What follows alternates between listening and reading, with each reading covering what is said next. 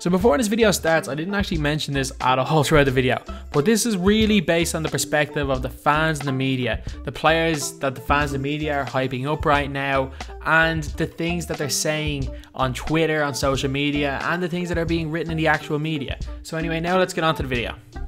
So the NBA in 2017, where a point guard getting 10 rebounds manages to make him an MVP even when his team is the 6th seed in the conference. Where a player can be called selfish even though they sacrifice their money, their stats, and their supposed legacy, all in order to play in a team system and win. That's the NBA we live in right now, where people care about everything but one thing, and that's winning. Nobody cares about winning anymore. It's all about the stats. If you put up a triple-double on the worst team in the NBA, you're seen as a better player than someone like a Draymond Green who puts in average stats on the best team in the NBA. And where people look for a way to hate greatness at all costs. That's the NBA we live in. People can love Russell Westbrook. People can hang on to him and praise him as much as they want, because they know he's never going to win. But LeBron James, Kevin Durant, Stephen Curry, the guys that are going to be winning NBA championships for the foreseeable future, they get hated on. Every flaw is picked up, and the fact that they have better strengths than anyone else in the league and are probably the 3 best players in the league is irrelevant, because that's the way the hype beast culture is right now. And even with all the NBA players, the one player that's been criticised more than anyone else recently, and the one player whose flaws have been dissected so much that people thought he was a guarantee to be a bust, is the new winner in the NBA. And I can guarantee you that this guy is going to win games. And it's Lonzo Ball. I said it before the draft that I thought he was the most underrated player.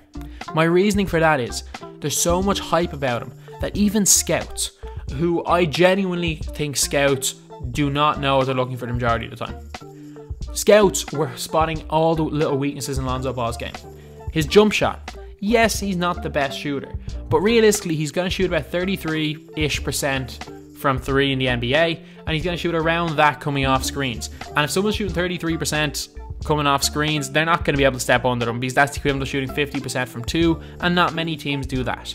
So Lonzo Ball is going to be fine jump shooting wise.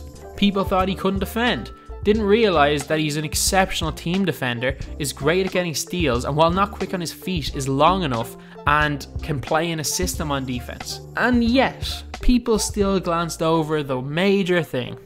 The fact that Lonzo Ball is the best passer we may have ever seen since Magic Johnson. And you might think I'm crazy, but am I? LeBron's the best passer in basketball. Lonzo's a better passer than LeBron was, definitely as a rookie anyway. But anyway, I'm going to be talking about why I think Lonzo Ball is going to win championships, and I don't think there's much of a question about that. And to be honest, disclaimer, I probably shouldn't go that far. And the reason for that is you just never know what type of super teams are going to come up. And if there's a better super team than a Lonzo Ball-led team, he may never win one. But I can't see that happening, because I think Lonzo is going to be part of plenty of super teams, because everyone is going to want to play with this guy. But from Summer League, Lonzo won MVP, and people are saying not to overreact to his MVP award. And I agree with them. Don't overreact to the award he won. Don't overreact to the shooting woes he had, to the big shots he hit. Don't overreact to the crazy passes he threw. But there's one thing in Summer League that no one is, well, a few people are mentioning, that really shows that he's going to be a winner at the next level. Did you guys watch the other players that play with Lonzo Ball? Every one of them overperformed. Zubac is a good player. He overperformed. Kuzma's a good player. He majorly overperformed. Vanderbilt can play. He overperformed. Vanderbilt hasn't been an NBA player since he's been drafted, and he looked like a superstar out there playing with Lonzo Ball. The thing is that Lonzo Ball makes every player around him better, and no matter what flaws he has in his game, that's one thing he's going to be able to bring to the next level. He's crafty. He's not going to get the ball taken off him. He's going to be a turnover machine. He plays so fast that he's going to turn the ball over, so you can ignore all his turnover stats. His actual assist numbers aren't the most important thing, because I can see him almost leading the league in hockey assists. He makes a long pass down the court, someone makes another pass in the NBA because they're not going to be getting to the basket as easy as in Summer League. They might need the extra pass, so his assist numbers might be deflated. But it doesn't matter. They're putting the ball in the basket. Lonzo Ball helps all 4 players be better on offense, and he helps the team on defense. He's also a great rebounder. He has an incredible nose for the ball and is a great defensive rebounder. Lonzo Ball is going to be the guy that every player wants to play with, and even as a rookie. If you were an NBA player and you saw this kid out in LA who hits you in the right spot every single time, exactly where you want the ball, all you have to do is run, and you pretty much got the shot that you want. Why would you play anywhere else? Why would you not want to go to LA to play with this guy? He's what I can only imagine Magic Johnson was like in his prime. I've only seen highlights of Showtime. I can't say anything for sure, but I can only imagine that Magic Johnson was that just better. But it's honestly the most fun I've ever seen. He can make everyone around him better. He's going to make Brandon Ingram look like a star. Brandon Ingram's great, but he's going to look like a star around Lonzo. He's going to make Julius Randle look like a star. He may make Brook Lopez an all-star again. Kentavious Caldwell-Pope is going to look like one of the best 3-and-D guys in the NBA next year. And it's not because all of these guys have massively improved. It's because if it wasn't for his dad, the quiet guy who's running the whole show was going to be behind that, and it's Lonzo Ball. And you guys might be thinking, how is he going to win a championship in this super team era? Do you know what free agent is available next year? And I'm not talking about LeBron James. I'm talking about the perfect running mate for Lonzo Ball. Paul George.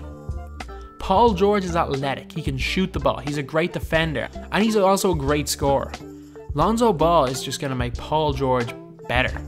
Lonzo's going to hit Paul George where he wants the ball. Paul George is going to be able to play to his strengths. He's going to be able to focus more on defense because he doesn't have to ISO as much on offense because Lonzo's just going to hit him where he needs to be hit. And a player like Paul George will definitely be looking at the Summer League and thinking, maybe I want to go to LA. And unless he has a great season with the Oklahoma City Thunder, I can't see him going anywhere else. And the reason for that, obviously he's going home, but it's Lonzo Ball. Lonzo Ball is going to win NBA championships. Super teams will be built around Lonzo Ball because every player in that will want to play for them. There are players that are going to come to the Lakers and only be able to do a couple of things. A little bit of defense, shoot threes and run. And Lonzo's going to make them look like solid NBA players. Lonzo can turn a team of C players into B players.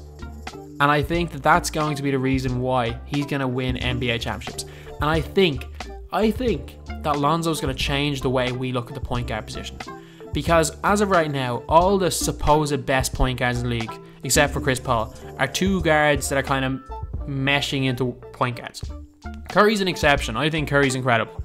But Russell Westbrook, even Dennis Smith Jr., Derrick Rose in the past, Markelle Fultz, they're all 2 guards.